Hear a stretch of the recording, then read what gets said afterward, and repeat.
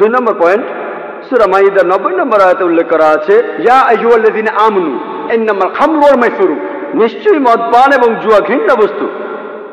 হিন্দু ধর্মগ্রন্থে জুয়া খেলাকেও নিষিদ্ধ করা হয়েছে।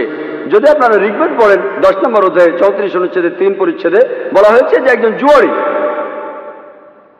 জুয়ারি সে বলছে যে তার স্ত্রী তাকে ত্যাগ করেছে, মা তাকে ত্যাগ করেছে।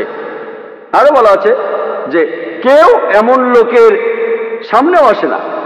কয়েকটা পরিচ্ছেদ পরেই ঋগ্বেদের 10 অধ্যায়ের 34 অনুচ্ছেদের 13 পরিচ্ছেদে বলা হয়েছে জুয়া খেলা করো না, বরং তোমাদের জমি চাষ করো, তুমি যা আয় করো তা নিয়েই তুমি সন্তুষ্ট থাকো।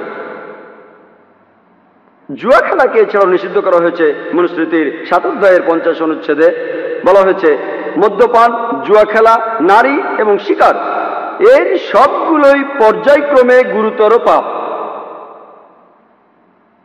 অ্যালকোহল পান করাকে এছাড়াও নিষিদ্ধ করা হয়েছে। মনুস্মৃতির 7 নম্বর অধ্যায়ের 47 অনুচ্ছেদে, মনুস্মৃতির 9 নম্বর অধ্যায়ের 221 থেকে 228 অনুচ্ছেদে মদপানকে নিষিদ্ধ করা হয়েছে। মনুস্মৃতির 9 নম্বর অধ্যায়ের 258 অনুচ্ছেদে